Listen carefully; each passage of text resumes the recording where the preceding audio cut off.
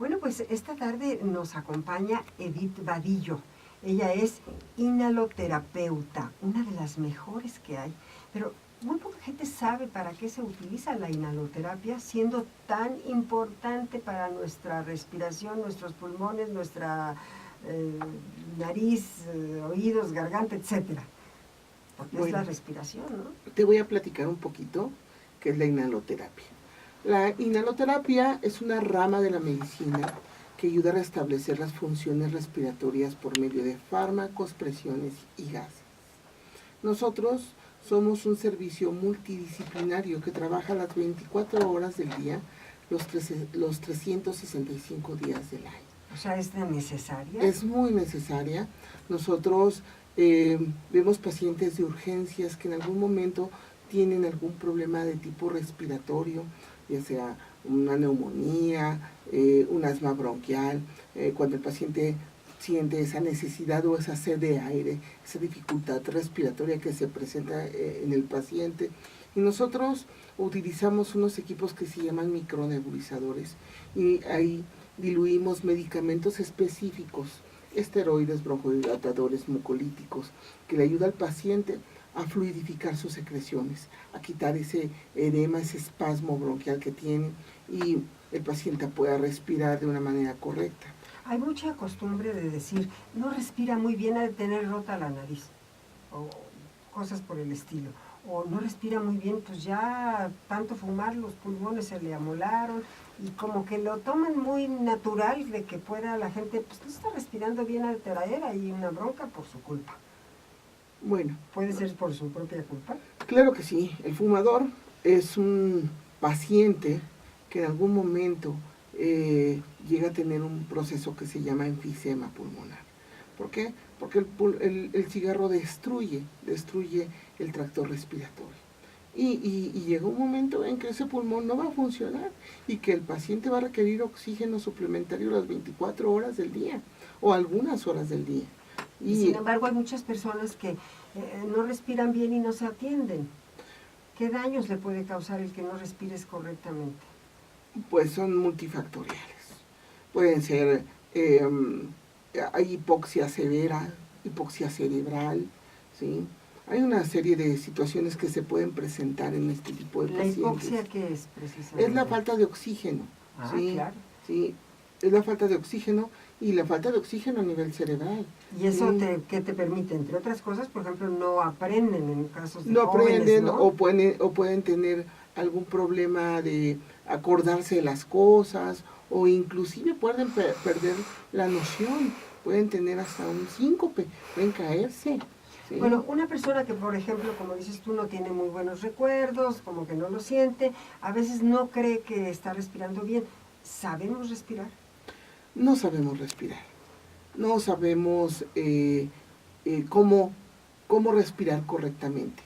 A la gente hay que enseñarle a respirar. ¿sí? Mucha gente requiere de rehabilitación pulmonar. La rehabilitación pulmonar son ejercicios respiratorios que ayudan al buen funcionamiento de la musculatura torácica, de la musculatura abdominal. Nosotros usamos los músculos abdominales, el transverso y oblicuo abdominal, para poder inspirar correctamente, para poder respirar correctamente. O sea que la inspiración tiene que ser hacia el estómago. Claro, por supuesto, sí. Y ya del estómago pasa al pulmón. Nosotros no.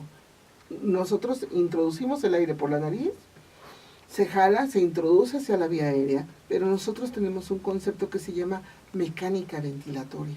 La mecánica ventilatoria es el proceso de la musculatura respiratoria, cómo movilizarla, cómo hacer que el paciente respire correctamente. Hay ejercicios específicos para los pacientes para que puedan respirar correctamente.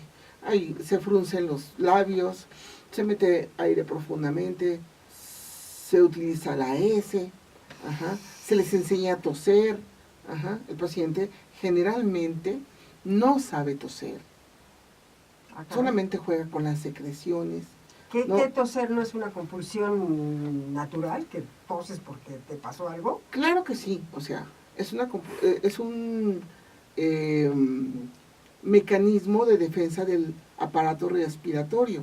Pero para que el paciente tosa en un proceso infeccioso que tiene demasiadas secreciones, al paciente hay que enseñarle a toser. Hay que darle una instrucción de cómo tosar. Inspire profundo, por ejemplo, pueden decir la palabra ¡ah! Para poder expectorar esas secreciones que juegan en el tracto respiratorio. O sea, que toser no es nada más por toser y mover el pulmón, sino es que hay que toser para sacar las secreciones que se han atorado. Así es, en la vía aérea. No solamente manejamos este tipo de pacientes, sino también manejamos pacientes graves, en estado crítico, que requieren apoyo ventilatorio. Un paciente que llega a una unidad de urgencias con un paro cardiorrespiratorio y necesitamos colocar tubos, el médico encargado del área de urgencias hace una intubación orotraqueal y el paciente se conecta a una máquina. Esa máquina le va a ayudar al paciente a respirar correctamente. También tenemos otro tipo de máquinas como el CPAP nasal. Hay pacientes que no pueden respirar correctamente, que roncan por las noches y requieren de un proceso que se llama polisomnografía. Y esto se usa en clínica de sueño, ¿sí? Son varias partes que toca el servicio de terapia respiratoria o inhaloterapia. Dime una cosa, por ejemplo, hay gente que se duerme por ahí en pedacitos que le llaman narcolepsia. ¿Tiene que ver con la respiración? Por supuesto, por supuesto. Para esto se hacen estudios de clínica del sueño que se llaman polisomnografías. Puede ser un proceso de tipo neurológico, pero puede ser un proceso también de tipo respiratorio, ¿sí? Entonces, eso es muy importante. Es muy importante. Tú piensas que es neurológico siempre y, sin embargo, con la respiración y la correcta respiración podemos controlarlo, ¿no? Claro, y estos tipos de pacientes usan unos equipos en las noches que se llaman BiPAPs nasales. Los BiPAP nasal, se coloca una mascarilla en la vía aérea y con eso el paciente duerme y aprende a respirar, además aprende a respirar. Y eso ya no duermen en el día, porque luego la gente con narcolepsia duerme a veces en el camino, ¿no? En todos lados se duerme, en todos los lugares se queda dormido, ¿sí? Y esto es muy peligroso. Es muy peligroso, demasiado peligroso. Entonces, ¿qué recomendarías a nuestros gente que está con nosotros para saber respirar correctamente? ¿Qué te puedo recomendar? Bueno, la posición es muy importante, la postura de tu cuerpo es muy importante, el inspirar profundo, el meter el aire profundo, el sacarlo, ¿sí? No, a veces respiramos muy superficial, no usamos correctamente la musculatura, solamente respiramos muy superficialmente, sobre todo los pacientes obesos son los que tienen un poco más de problema al respirar, ¿sí? Que un paciente delgado, ¿no? El paciente delgado tiene una capacidad pulmonar más amplia que un paciente obeso. Bueno, Edith Vadillo, ¿dónde te encontramos para que nos orientes a todo eso? Yo creo que hay mucha gente que necesita que le den una orientación y que le digan cómo hacer, a dónde ir y qué hacer con la cuestión de la respiración, de los pulmones, del sueño, todo esto que involucra la inhaloterapia. Bueno, tenemos nuestro teléfono 55 23 15 70 35. Ahí tú puedes hacer una llamada y decir que estás interesado y que te puedas coordinar contigo para la, claro que sí, para la Fundación de Salud, Arte y Solidaridad. Ahí sí. los pueden apoyar. Claro que sí, tenemos internistas, tenemos neumólogos, tenemos pediatras y cuentan con nuestro servicio propio que les va a ayudar a que el paciente pueda a mejor respirar.